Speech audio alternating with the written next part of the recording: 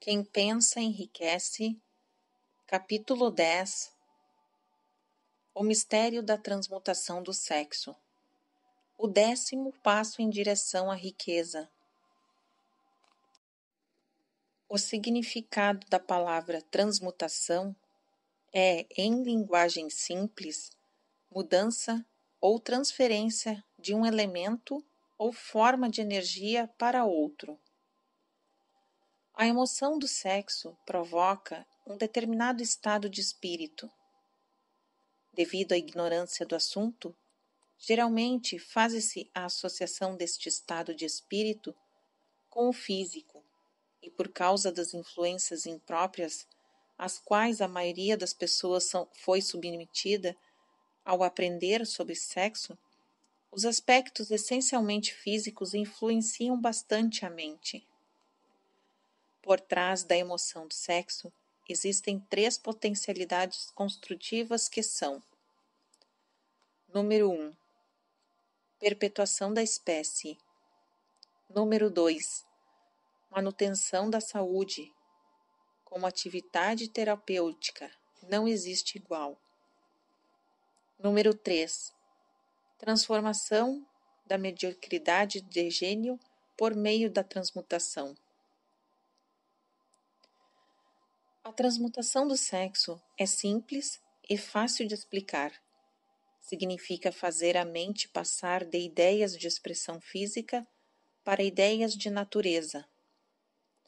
O desejo de sexo é o mais poderoso dos desejos humanos. Movido por este desejo, o ser humano desenvolve imaginação, coragem, força de vontade, persistência, capacidade criativa, alcançando níveis até então desconhecidos. O desejo de contato sexual é tão poderoso que as pessoas chegam a arriscar a vida e a reputação por ele. Quando aproveitada e direcionada para outros setores, essa força motivadora conserva os seus atributos que podem então ser utilizados como poderosa força criativa nas artes e na literatura, ou em qualquer outra profissão ou vocação, inclusive, é claro, nos esforços para ganhar dinheiro. A transmutação da energia sexual é um exercício de força de vontade, mas a recompensa vale o empenho. O desejo de expressão sexual é inato e natural. O desejo não pode, nem deve, ser sufocado ou eliminado, mas precisa de canais de escoamento sob formas de expressão que enriqueçam o corpo e a mente e o espírito.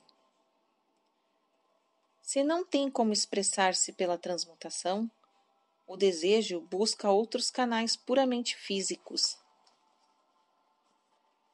Um rio pode ser represado e suas águas controladas por um tempo, mas uma hora elas vão forçar a saída.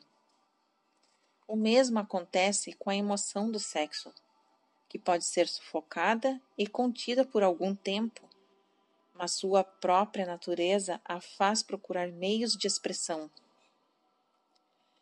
E se não for transmutado em esforço criativo, vai encontrar uma saída menos adequada. Feliz daquele que descobriu uma forma de esforço criativo para expressar a emoção do sexo. É um gênio em pessoa. Pesquisas científicas revelaram estes fatos importantes. Número 1. Os maiores realizadores possuem uma natureza sexual altamente desenvolvida. São pessoas que aprenderam a arte da transmutação do sexo. Número 2. Os homens que acumularam grandes fortunas e conquistaram notoriedade na literatura, na arte, na indústria, na arquitetura, em várias profissões, foram motivados pela influência de uma mulher. A pesquisa que deu origem a essas duas interessantes descobertas percorreu páginas e páginas de biografias e mais de 200 anos de história. Sempre que se analisavam as vidas de grandes realizadores, mulheres ou homens, ficavam evidentes sua natureza sexual altamente desenvolvida. A emoção do sexo é uma força irresistível contra a qual é impossível qualquer oposição. Quando movidas por tal emoção, as pessoas adquirem um enorme poder de ação. Aceite essa verdade e vai perceber a importância de entender que a transmutação do sexo eleva o indivíduo à condição de gênio. A emoção do sexo contém o segredo da capacidade criativa.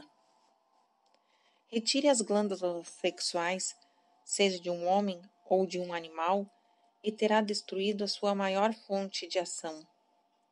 Como prova, observe o que acontece a um animal castrado. O touro, por exemplo, fica dócil e acomodado.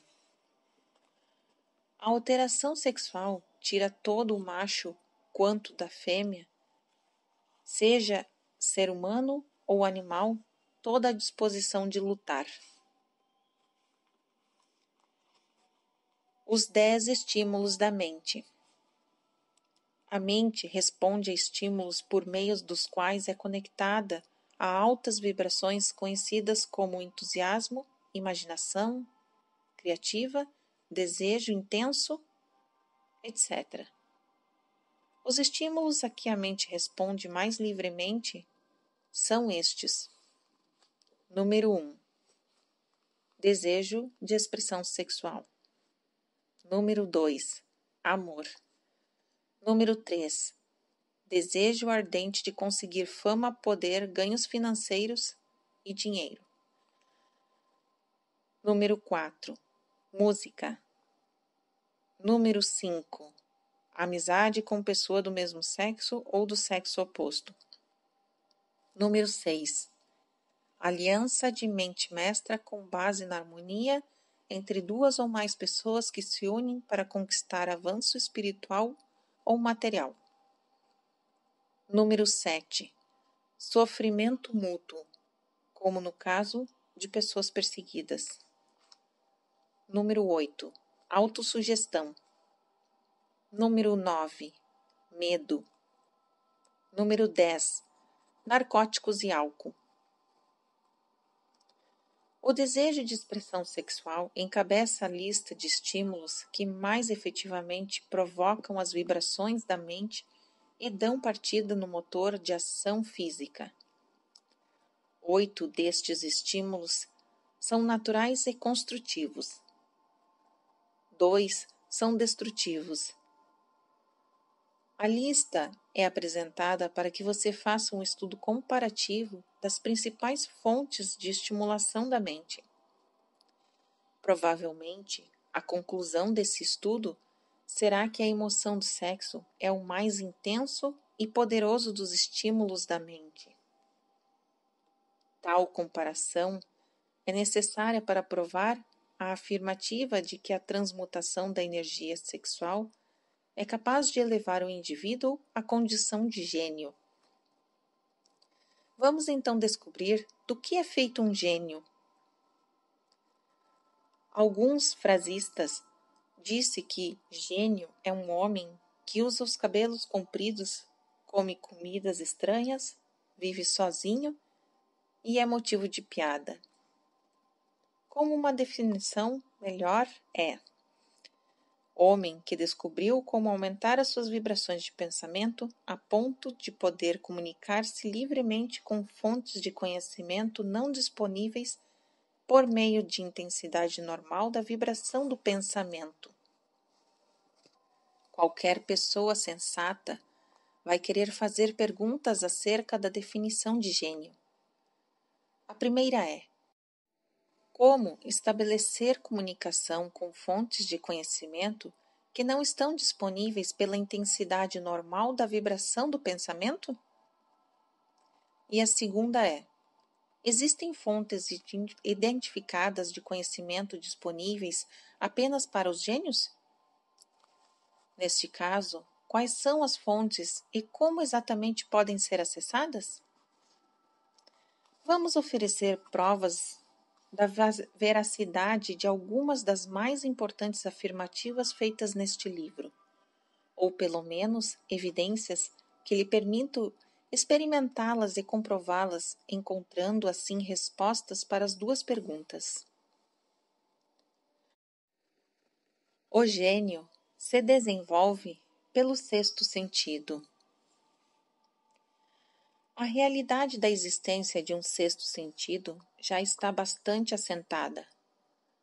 O sexto sentido é a imaginação criativa. As pessoas, em sua maioria, atravessam a vida sem jamais utilizar esta qualidade natural. E quando a utilizam, é por mero acaso. É relativamente pequeno o número de pessoas que aproveitam a imaginação criativa, planejada e deliberadamente. Aquelas que o fazem compreendendo suas funções são gênios. A imaginação criativa é a ligação direta entre a mente finita do ser humano e a inteligência infinita. Todas as chamadas revelações reportadas no âmbito da religião e todas as descobertas de princípios novos ou básicos no campo de invenções acontecem pela utilização da imaginação criativa. Quando ideias ou conceitos surgem na mente, através do que se costuma chamar de intuição, originam-se de uma ou mais das fontes a seguir. Número 1. Inteligência infinita. Número 2. Mente subconsciente, onde ficam armazenadas todas as impressões e todos os impulsos de pensamento que chegam ao cérebro por meio de qualquer um dos 5 sentidos. Número 3. Mente de outra pessoa que tenha emitido o pensamento ou a imagem da ideia ou de conceito por meio de um raciocínio consciente. Número 4. As ideias armazenadas no subconsciente de outra pessoa. Não existe qualquer outra fonte conhecida de onde possam vir intuições ou ideias inspiradas. A imaginação criativa funciona melhor quando a mente vibra devido a alguma fórmula de estímulo mental, em altíssima frequência, ou seja, em uma vibração acima do normal. Quando a ação do cérebro é ativada por um ou mais dos 10 estimulantes da mente, tem o efeito de elevar o indivíduo bem acima do horizonte do pensamento comum, permitindo que ele perceba a abrangência de qualidade de ideias não disponíveis no plano inferior, onde se situam os problemas profissionais rotineiros.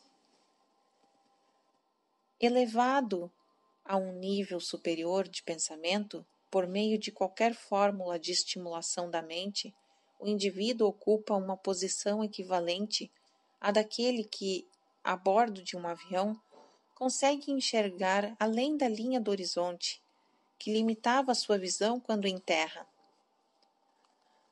Além do mais, enquanto permanecer no nível superior de pensamento, ele não será perturbado por estímulos que limitam a sua visão ao procurar satisfazer suas necessidades básicas, alimento, roupa e abrigo.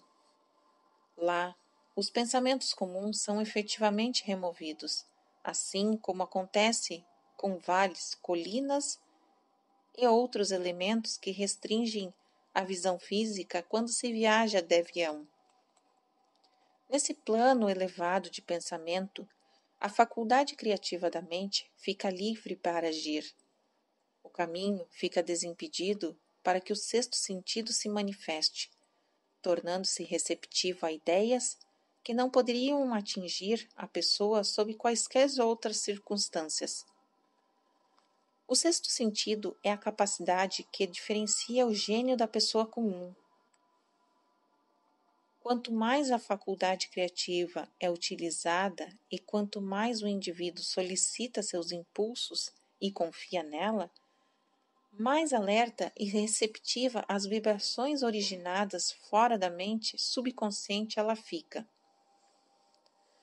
Essa faculdade só pode ser cultivada e desenvolvida pelo uso. Toda a operação daquilo que chamamos de consciência acontece por meio da faculdade do sexto sentido. Pintores, escritores, músicos e poetas só se tornam grandes em sua arte porque adquirem o hábito de confiar naquela vozinha que vem de dentro por meio da faculdade da imaginação criativa. Não é nenhum segredo o fato de que indivíduos de imaginação fértil recebem suas melhores ideias da chamada intuição. Existe um famoso orador que sempre que se aproxima do momento máximo de sua fala, fecha os olhos e entrega-se inteiramente à imaginação criativa. Quando lhe perguntaram por que fazia isso, no clímax de sua oratória, ele respondeu: porque falo por meio de ideias que vêm de dentro de mim. Um dos homens mais bem-sucedidos de negócios dos Estados Unidos sempre mantinha os olhos fechados por mais ou de 2 ou 3 minutos antes de tomar qualquer decisão. Certa vez ele explicou: quando fecho os olhos, entro em contato com uma fonte de inteligência superior. O falecido Dr. Elmer Gates, de Chevy Chase, Maryland, criou mais de 200 patentes úteis, muitas delas com grande importância, cultivando e utilizando sua faculdade criativa. Seu método sugestivo é interessante para quem quiser alcançar a categoria de gênio, a qual o Dr. Gates sem dúvida pertencia. Apesar de pouco conhecido, ele foi um dos maiores cientistas do mundo. Em seu laboratório, Dr. Gates tinha o que chamava de sala de comunicação pessoal. Um cômodo praticamente à prova de som, que podia ser escurecido por completo. Nele havia uma mesa pequena sobre a qual ficava um bloco de papel. Na parede, em sua frente à mesa, um interruptor controlava a intensidade da iluminação. Quando o Dr. Gates queria recorrer a forças a que tinha acesso por meio de sua imaginação criativa, recolhia-se à sala, sentava-se à mesa e, em completa escuridão, concentrava-se nos fatores conhecidos da invenção em que trabalhava no momento. Assim, ficava imóvel até que as ideias surgissem em sua mente, em conexão com os fatores desconhecidos da invenção. Em certa ocasião, as ideias chegaram tão rapidamente que ele foi obrigado a escrever por quase 3 horas. Quando o fluxo cessou, examinou as anotações e descobriu que continham o rascunho de uma descrição de princípios inteiramente novos para o mundo do científico. Além do mais, a resposta a seu problema estava inteligentemente demonstrada nestas notas. Assim, Dr. Gates completou mais de 200 patentes iniciadas e abandonadas por inventores inexperientes. A veracidade dessa afirmativa pode ser comprovada na United States Patent Office, o órgão encarregado de registro de patentes dos Estados Unidos. A profissão do Dr. Gates era apresentar ideias para indivíduos e corporações. Grandes empresas lhe pagavam muito bem por 1 hora de sugestões. Muitas vezes, o raciocínio falha porque é guiado principalmente pelas experiências acumuladas, e nem todo o conhecimento adquirido pela experiência é exato. As ideias recebidas por meio da faculdade criativa são muito mais confiáveis, assim como as fontes de onde vêm.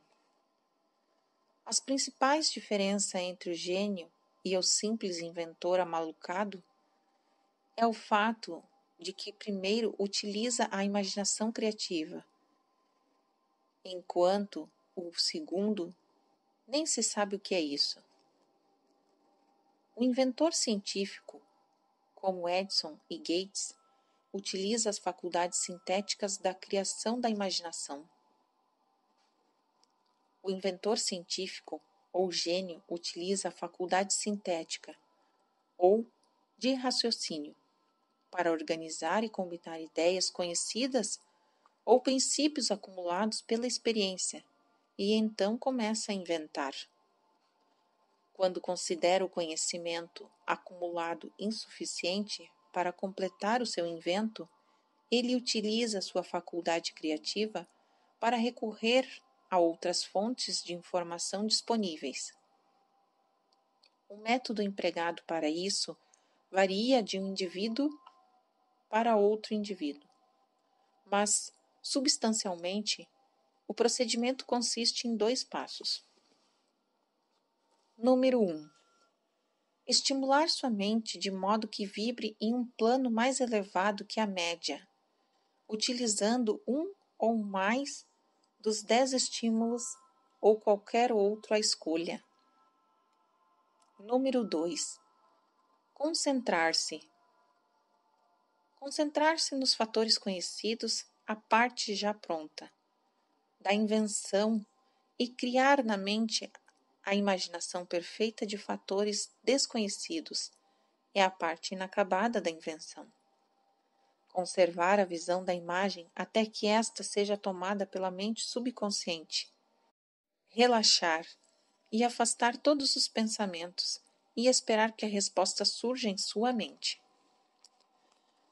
Às vezes, os resultados são definidos e imediatos, mas também podem ser negativos, dependendo do estágio de desenvolvimento do sexto sentido ou da faculdade criativa. Thomas Edison usou a faculdade sintética da imaginação para experimentar mais de 10.000 combinações diferentes de ideias antes de sintonizar-se por meio da faculdade criativa e conseguir a resposta que fez funcionar a lâmpada incandescente. Com esta invenção do fonógrafo, a experiência foi semelhante. Evidências mais que confiáveis apontam a existência da imaginação criativa. Basta analisar aqueles que se tornam líderes em seus respectivos campos de ação, sem possuírem formação acadêmica extensa. Lincoln foi um notável exemplo de líder que alcançou a grandeza por meio da descoberta e utilização da imaginação criativa.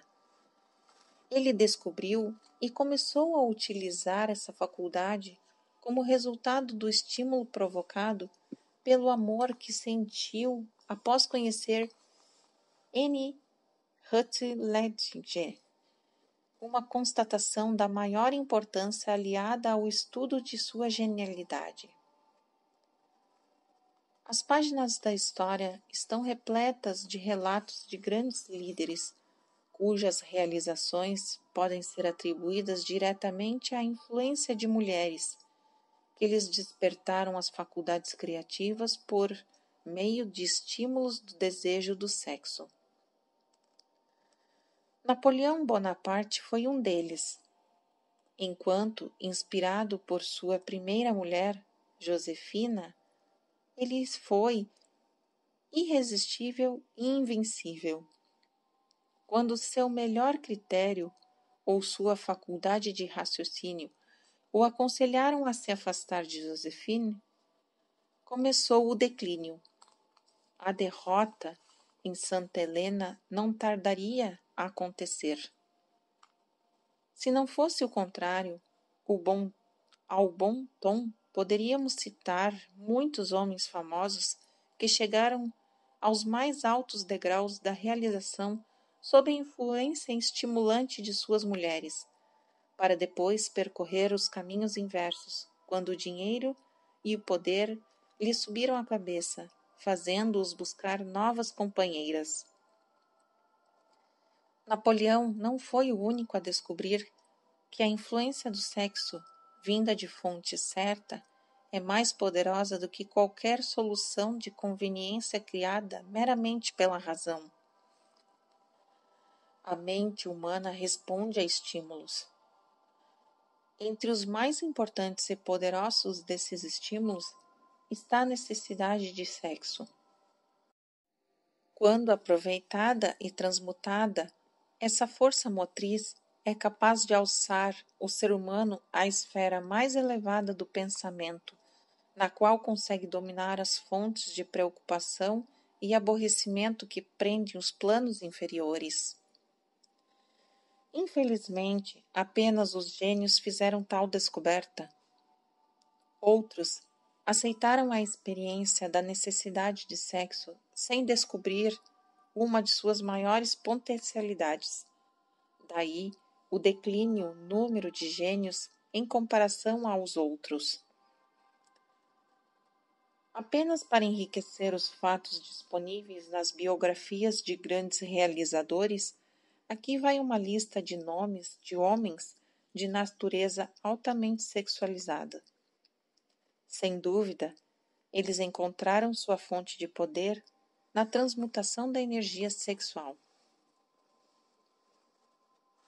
George Washington, William Shakespeare, Ralph Emerson, Thomas Jefferson, Albert Gary, Woodrow Wilson, Andrew Jackson, Napoleão Bonaparte, Abraham Lincoln, Robert Burns, Albert Hubbard, Oscar Wilde, John Patterson, Enrico Caruso. Talvez você conheça outros nomes a serem acrescentados à lista. Veja se consegue descobrir algum indivíduo na história da civilização que tenha alcançado um sucesso extraordinário sem ser movido por uma natureza sexual bem desenvolvida.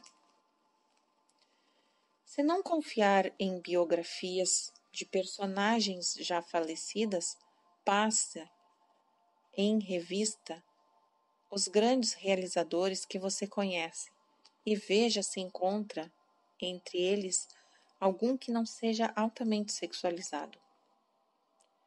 A energia do sexo é a energia criativa de todos os gênios. Nunca houve, nem haverá um grande líder, realizador ou artista desprovido da força motriz que é o sexo. Não me entenda mal, porém. Isso não significa que todos os altamente sexualizados sejam gênios. O ser humano só alcança a posição de gênio quando se estimula a mente de modo a utilizar a faculdade criativa da imaginação, aproveitando as forças disponíveis. Entre os estímulos que provocam a intensificação das vibrações, o mais importante é a energia sexual. Mas a simples presença desta energia não é suficiente para produzir um gênio. Para isso, ela deve ser transmutada de desejo pelo contato físico para outra forma de desejo e ação. As pessoas, em sua maioria, permitem que o desejo sexual as faça menores, pois não sabem entender nem usar essa grande força. Assim, em vez de alcançar a condição de gênios, reduzem-se à condição de animais inferiores. Por que os homens raramente alcançam o sucesso antes dos 40? A conclusão que cheguei depois de analisar mais de 25 mil histórias de vida foi: os homens raramente alcançam um grande sucesso antes dos 40 e frequentemente o fazem bem depois dos 50. Para mim, foi uma descoberta tão surpreendente que me levou a pesquisar detidamente as causas. Foram mais de 12 anos de estudo. Como resultado, revelou-se o fato de que o principal motivo de que as pessoas só conseguirem sucesso depois dos 40 ou 50 anos é a sua tendência de desperdiçar energia priorizando a expressão física da emoção despertada pelo sexo. A maioria dos homens nunca chega a perceber que a necessidade do sexo tem outras possibilidades, que transcendem em importância a mera expressão física. Entre aqueles que fazem essa descoberta, a maior parte só consegue depois de haver desperdiçado muitos anos em um período quando a energia sexual está no auge, antes dos 45. A tal descoberta geralmente segue-se notáveis realizações. A vida de muitos homens à beira dos 40, e às vezes bem depois desta idade, reflete um contínuo desperdício de energia, que seria muito mais bem aproveitada se canalizada para outras atividades. Com isso, as emoções mais belas e poderosas são espalhadas a esmo, aos 4 ventos. São as loucuras da juventude. O desejo de expressão sexual é, de longe, a mais forte e estimulante das emoções humanas. Por isso, quando aproveitado e transmutado em ação, não expressão física, consegue elevar o indivíduo à condição de gênio. Um dos mais capazes homens de negócios dos Estados Unidos admitiu francamente que sua atraente secretária era responsável pela maior parte dos planos criados por ele. Chegou a reconhecer que a presença dela o alcançava a um nível de imaginação criativa jamais possível sob a ação de qualquer outro estímulo. Assim, pode-se dizer que um modelo de realização da América deve-se boa parte de seu sucesso à jovem encantadora que durante mais de 12 anos serviu-lhe de fonte de inspiração. A figura a que me refiro é bastante conhecida, mas poucos sabem a verdadeira razão de suas conquistas. Na história, não faltam exemplos de homens que alcançaram a condição de gênios ao fazerem o uso de estímulos artificiais, como álcool e drogas. O escritor Edgar Allan Poe escreveu O Corvo sobre a influência de bebida, experimentando sonhos que outro mortal jamais ousaria. O mesmo aconteceu com o poeta James Whitcomb Riley, que produziu seus melhores poemas sobre a influência do álcool. Talvez, em um daqueles momentos, ele tenha visto a mistura organizada da realidade com o sonho, o açude acima do rio, a bruma sobre a correnteza. E outro poeta, Robert Burns, preferia criar sob efeito de alguma droga, como quando saudou os bons e velhos tempos. For auld lang syne, my dear, we'll take a cup of kindness yet for auld lang syne. Mas é bom lembrar que muitos deles acabaram se destruindo. A natureza tem suas poções para estimular com segurança a mente do ser humano, de modo a fazê-la vibrar em um plano no qual entra em sintonia com pensamentos especiais, vindos sabe-se lá de onde. Nunca houve substituto satisfatório para os estímulos da natureza. Os psicólogos reconhecem a estreita ligação entre o desejo sexual e a necessidade espiritual, um fato que justifica o comportamento peculiar daqueles que participam de orgias conhecidas como revirais religiosos, comuns entre os povos primitivos. As emoções humanas regem o mundo e determinam o destino da civilização. Nossos atos são muito mais influenciados pelos sentimentos do que pela razão. A faculdade criativa da mente é toda ativada pela emoção e não pela frieza da razão. Entre as emoções, as mais poderosas é aquela ligada ao sexo. Existem muitos estimulantes, alguns já mencionados, mas nenhum deles, nem a mistura de todos eles, consegue igualar a força do sexo. Chamamos de estimulante da mente qualquer influência, seja permanente ou temporária, que aumente as vibrações de pensamento. Os 10 principais estimulantes citados são aqueles a que as pessoas mais recorrem.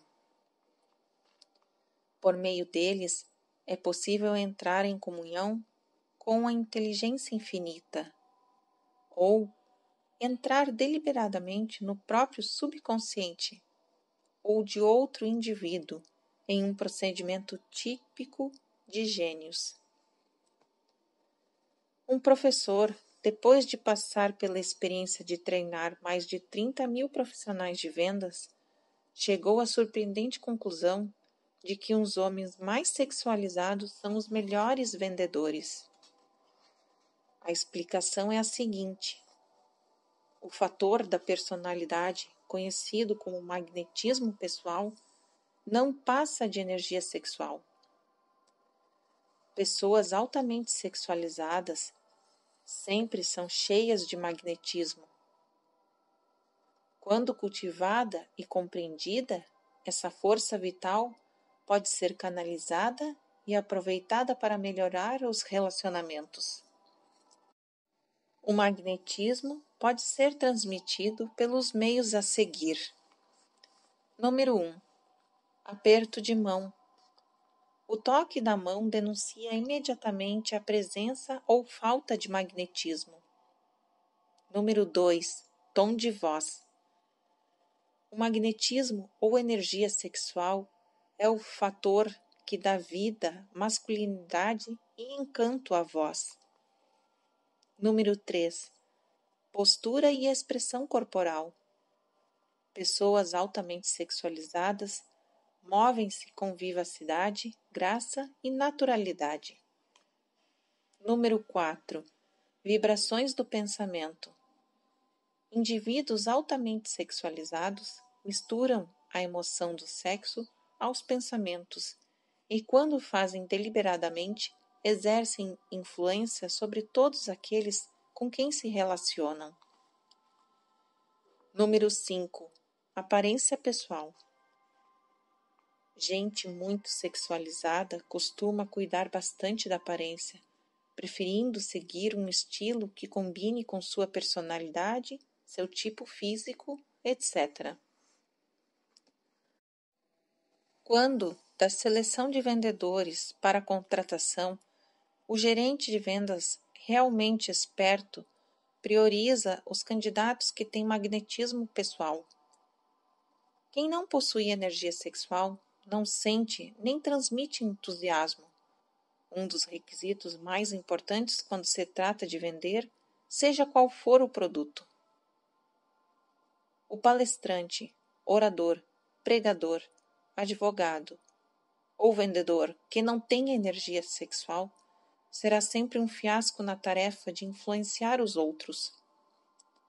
Acrescente-se o fato de que a maioria das pessoas somente se deixa influenciar quando há um apelo às suas emoções, e ficará patente a importância da energia sexual como parte da habilidade inata de todo vendedor.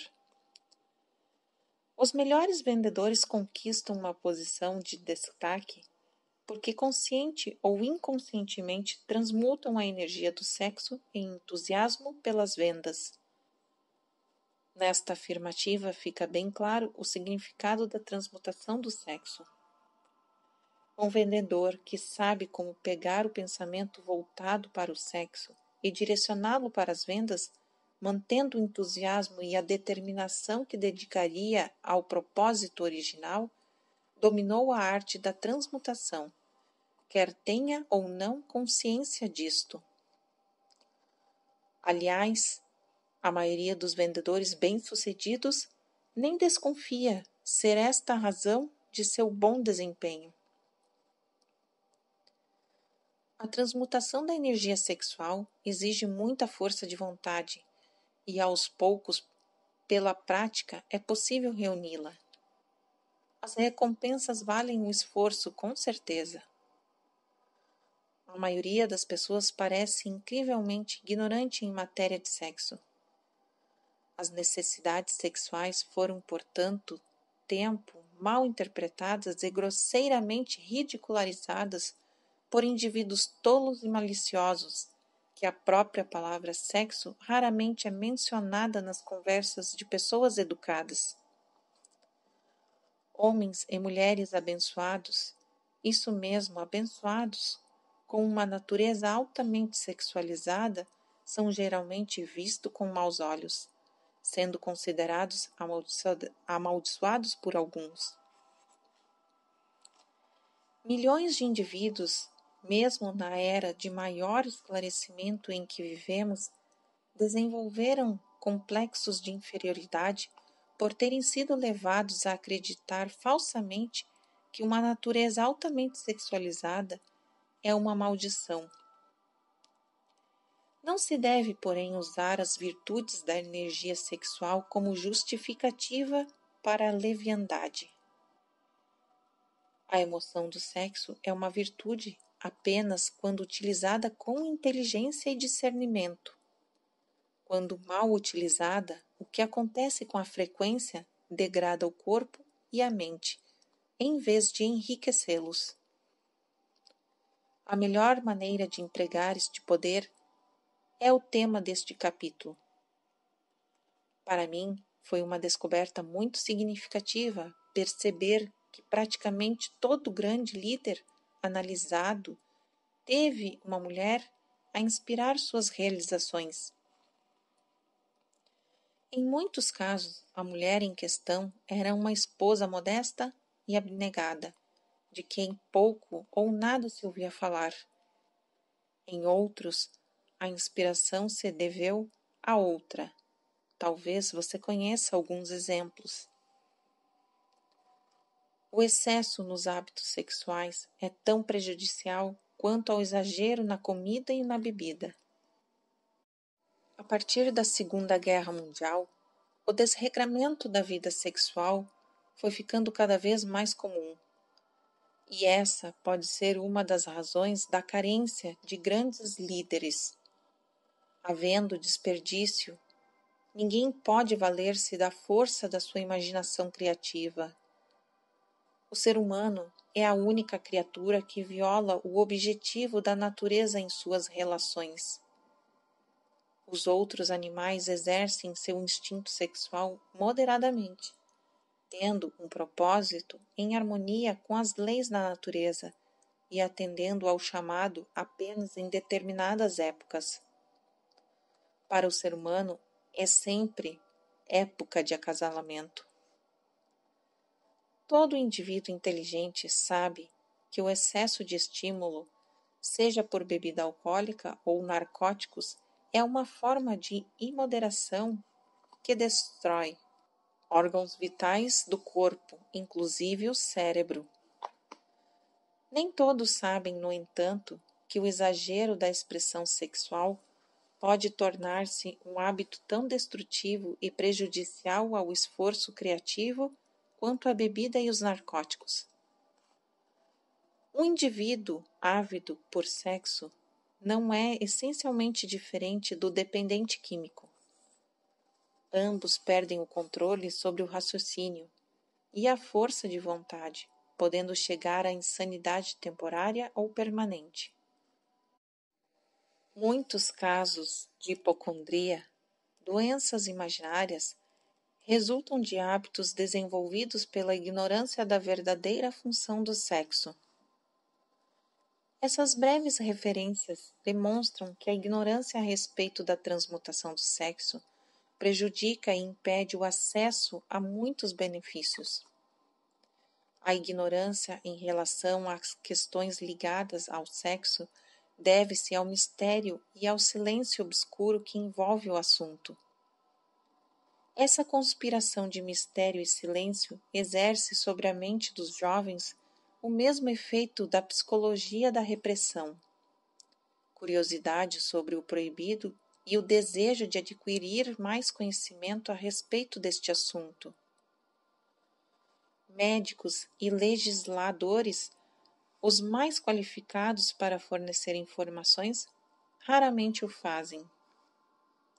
Como se viu, é raro um indivíduo alcançar um nível de alta criatividade antes dos 40 anos. Depois de observar cuidadosamente milhares de homens e mulheres, chegou-se à conclusão de que o auge da capacidade criativa costuma acontecer entre os 40 e os 60. Isso deve servir de estímulo àqueles que não se sentem realizados ou se consideram velhos aos 40. O período entre 40 e 50 anos de idade costuma ser mais produtivo. É um tempo para ser encarado com esperança e entusiasmo, e não com medo e insegurança.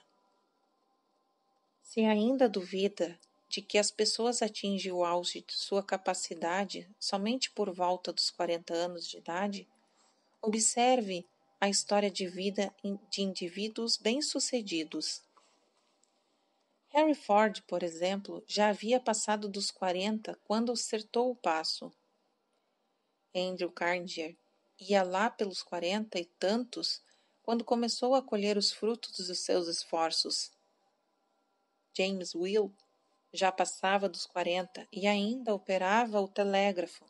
Somente alguns anos depois alcançou suas estupendas realizações. As biografias industriais e de homens de negócios estão recheadas de evidências de que o período mais produtivo da vida do ser humano é aquele entre as idades de 40 e 60 anos. Entre os 30 e os 40, ele começa a aprender, se for o caso, a arte da transmutação do sexo. Essa descoberta, em geral, é acidental e, mais do que qualquer coisa, inconsciente. Ele pode até perceber que sua capacidade aumenta entre os 35 e os 40 anos, mas desconhece a causa. A explicação é que este período, a natureza começa a harmonizar nele as emoções do amor e do sexo, de modo que possa lançar mão dessas grandes forças, aplicando-as com estímulo à ação. O sexo, por si só, é um poderoso impulso à ação, mas a sua força é como a de um ciclone, incontrolável. Quando a emoção do amor começa a combinar-se à emoção do sexo, o resultado é calma, estabilidade, precisão de julgamento e equilíbrio. Haverá alguém que, tendo chegado aos 40, seja tão desafortunado a ponto de não conseguir analisar essas afirmativas e depois contribuir com a experiência própria? Quando quer agradar a uma mulher, movido unicamente pela emoção do sexo, o homem é capaz de grandes realizações, mas suas ações podem ser desorganizadas, equivocadas e totalmente destrutivas. Quando, movido apenas pela emoção do sexo, o homem pode, inclusive, roubar, mentir e até matar. Mas, no entanto, quando o amor se une ao sexo, o mesmo homem age com mais razão, equilíbrio e bom senso. Estudiosos do assunto concluíram que criminosos mais cruéis podem ser recuperados pela inspiração do amor de uma mulher, mas não há registro de recuperação por influência do sexo. Esses são os fatos conhecidos, mas pouco se sabe sobre o motivo para que seja assim. A recuperação, quando acontece, vem pelo coração, o lado emocional, e não pela cabeça, lado racional. Recuperar-se significa mudar o coração e não mudar a cabeça. Pela razão, o indivíduo pode operar certas alterações de conduta para evitar consequências indesejáveis, mas a recuperação verdadeira somente acontece através de mudanças do coração, pelo desejo de mudar. Amor, romantismo e sexo são emoções capazes de levar o indivíduo a realizações extraordinárias. O amor é a válvula de segurança que assegura o equilíbrio, a estabilidade e o esforço construtivo. Combinadas estas três emoções, podem fazer surgir um gênio. Existem gênios, porém, que pouco sabem do amor, envolvendo-se em ações destrutivas ou, pelo menos, injustas em relação a outras pessoas. Se não fosse indiscrição, poderíamos citar vários exemplos desses tipos em ação nos setores industrial e financeiro. Indivíduos que parecem desprovidos de consciência e que não têm o menor escrúpulo em desrespeitar os direitos alheios. O leitor certamente teria alguns nomes a acrescentar à lista. Emoções são estados de espírito.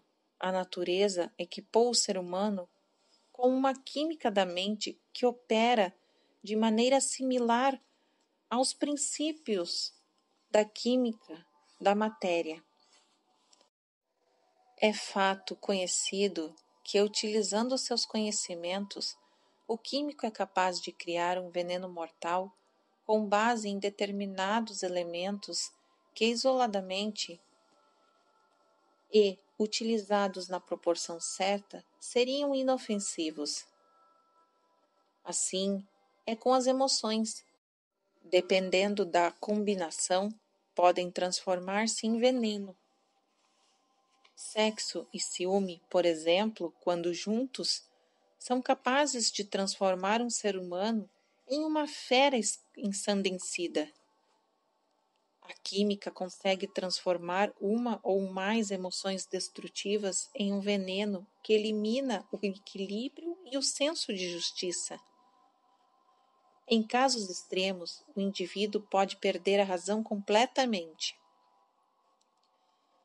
A fórmula da genialidade consiste em desenvolvimento, controle e prática de sexo, amor e romantismo. O processo pode ser descrito em poucas palavras.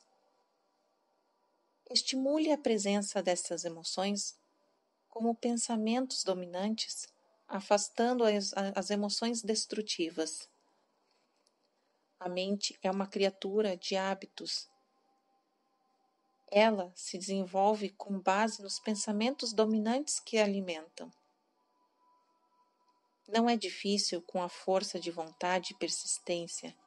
É possível controlar a mente e selecionar as emoções que vão povoá-la. O segredo está em compreender o processo da transmutação. Quando surgir emoção negativa, basta alterar o pensamento para transmutá-la em positiva ou construtiva. O único caminho para a genialidade passa pelo esforço pessoal voluntário. O indivíduo pode atingir o auge da realização profissional e financeira apoiado apenas na força motriz da energia sexual, mas a história nos mostra inúmeros exemplos de que, apesar do sucesso, certos traços de caráter impedem que a fortuna seja mantida e aproveitada. Vale a pena meditar sobre isso, tirando daí uma lição proveitosa. A ignorância dessa verdade roubou de milhares de pessoas o direito à felicidade, apesar dos bens materiais que conseguirem acumular. As emoções de amor e sexo deixam marcas inconfundíveis na aparência. São sinais tão visíveis que qualquer um pode percebê-los. O indivíduo, tomado pelo vendaval da paixão, baseada somente em sexo, declara isso ao mundo inteiro pela expressão dos olhos e pelas linhas do rosto. A combinação das emoções de amor e sexo suaviza, modifica e embeleza a expressão facial. Não é preciso um analista para confirmar isso. Basta perceber. A emoção do amor desperta e desenvolve a natureza artística e a estética do homem, imprimindo em sua marca a alma, mesmo que o tempo e as circunstâncias abrandam o calor do sentimento. Lembranças de amor são eternas. Elas perduram, continuam a guiar e a influenciar, mesmo depois que a pessoa amada se vai. Isso não é nenhuma novidade. Quem quer que tenha amado verdadeiramente sabe disso. O efeito do amor permanece, porque é um sentimento espiritual por natureza. O ser humano, não elevado pelo amor, está perdido, morto, ainda que pareça viver. No entanto, as lembranças de amor não são suficientes para alçar o indivíduo a um plano superior de esforço criativo. A maior força do amor pode enfraquecer-se e desaparecer, como uma chama que se extingue, mas não deixa marcas indeléveis à passagem. E seu desaparecimento frequentemente prepara o coração para um amor ainda maior. De vez em quando, volte ao passado e mergulhe nas belas lembranças dos antigos amores. Assim, estará diminuindo a influência dos problemas do presente, permitindo-se uma válvula de escape para sentimentos desagradáveis da vida real. E quem sabe, talvez sua mente aproveite o retiro temporário em um momento de fantasia para criar ideias ou planos que venham a mudar completamente essa situação financeira ou espiritual. Se você se considera uma pessoa sem sorte por ter amado e perdido, deixe disso. Quem amou de verdade nunca perde inteiramente. O amor é caprichoso e temperamental, de natureza efêmera e transitória. Vem quando quer e vai embora sem avisar. Aceite e aproveite enquanto durar, sem se preocupar com o que vai acontecer. Preocupações não trazem o amor de volta. Esqueça também a ideia de que só se ama uma vez. O amor pode ir e vir inúmeras vezes, mas não existe duas experiências iguais. Às vezes, a marca deixada é mais forte do que outras, mas todas as experiências são válidas, a não ser para aqueles que se torna cínico e ressentido quando o amor se vai. As pessoas se desapontariam muito menos com o amor, aliás, nunca se decepcionariam, se compreendessem a diferença entre o amor e o sexo. A principal diferença é que o amor é espiritual, enquanto o sexo é biológico. Nenhuma experiência que toque o coração humano com força espiritual pode ser danosa, exceto se for dominada pela ignorância ou pelo ciúme. O amor é inquestionavelmente a experiência mais importante da vida. A que nos permite entrar em comunhão com a inteligência infinita. Combinado ao romantismo e ao sexo, pode levar-nos ao máximo de esforço criativo. Amor, sexo e romantismo são os lados do eterno triângulo que leva o gênio à realização. É disso que são feitos os gênios. A emoção do amor tem muitos aspectos, muitas nuances e muitas formas. O amor pelos pais ou pelos filhos é bem diferente do amor romântico que inclui o sexo. A amizade verdadeira, que também é uma forma de amor, difere do sentimento em relação a pais, filhos ou namorados. Existe ainda a emoção despertada por seres criados pela natureza, mas o sentimento mais intenso é aquele que se mistura amor e sexo. Os casamentos em que a afinidade permanente do amor não é adequadamente harmonizada e equilibrada com o sexo não são felizes, nem duram. O amor sozinho não garante felicidade ao casamento. O sexo também não. Quando estas duas belas emoções se combinam, a união leva a um dos estados de ânimo mais próximos do espiritual, que podem ser alcançados neste plano terreno. Quando o romantismo é acrescentado ao amor e ao sexo, desaparece a barreira entre a mente finita do homem e a inteligência divina. E nasce um gênio. Essa é uma história muito diferente daquelas usualmente associadas à emoção do sexo. Aqui há uma interpretação que foge ao lugar comum. A situação é como argila a ser moldada pelas mãos de Deus, que a torna bela e inspiradora. Essa interpretação, quando bem compreendida, transforma em harmonia o caos existente em muitas uniões. A desarmonia frequentemente expressa em forma de irritação, em geral pode ser atribuída ao desconhecimento de questões relativas ao sexo. Onde existe amor, romantismo e compreensão do sexo e de suas funções, o casal vive em harmonia. Feliz é o marido cuja esposa entende a verdadeira relação entre as emoções do amor, do sexo e do romantismo. Quando motivada por essa santíssima trindade, nenhuma forma de trabalho é penosa, porque até mesmo o menor esforço assume a forma de uma tarefa amorosa. Há muito se diz que a mulher tanto pode fazer como destruir o homem, mas nem sempre se entende o que isto significa. A opção entre fazer ou destruir depende da visão que a mulher tenha sobre as emoções do amor, sexo e romantismo.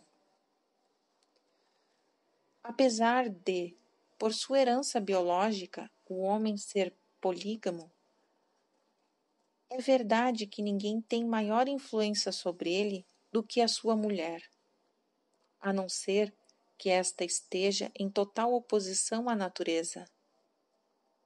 Quando a mulher permite que o companheiro se desinteresse dela, transferindo o interesse para outra, isto em geral reflete desconhecimento ou indiferença por parte dela acerca de questões relativas a sexo, amor ou romantismo. Essa ideia pressupõe, é claro, que em algum momento tem existido amor entre os dois e aplica-se igualmente ao homem que deixa morrer o interesse da mulher por ele.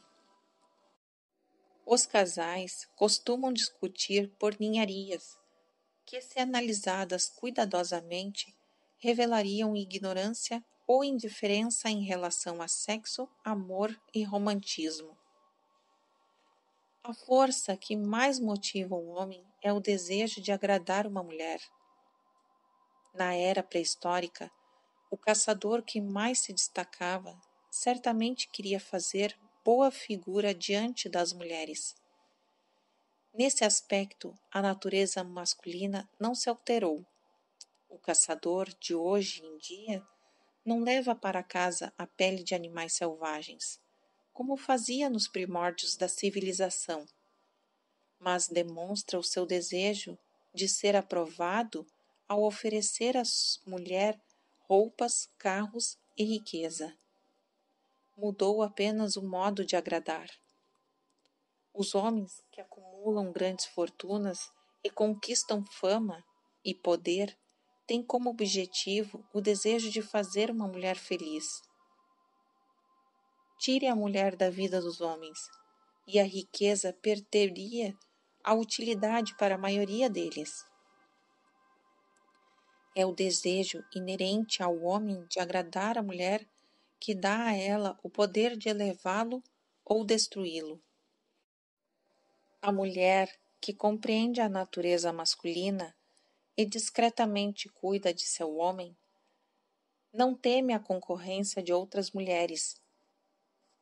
Os homens podem ser gigantes indomáveis ao lidar com os outros, mas são facilmente influenciados pela mulher amada, o que a maioria deles não admite, já que homens preferem ser considerados o sexo forte. A mulher inteligente, por sua vez, reconhece esse traço machista e tira partido dele. Alguns homens, apesar de perceberem a influência exercida sobre eles por uma mulher, esposa, namorada, mãe, irmã, diplomaticamente, não se insurgem, pois possuem inteligência bastante para admitir que nenhum homem é feliz ou completo sem a influência modificadora da mulher certa. Aquele que não reconhece essa verdade deixa de utilizar a força que sozinha fez muito mais para levar os homens ao sucesso do que todas as outras forças combinadas. Fim do capítulo 10.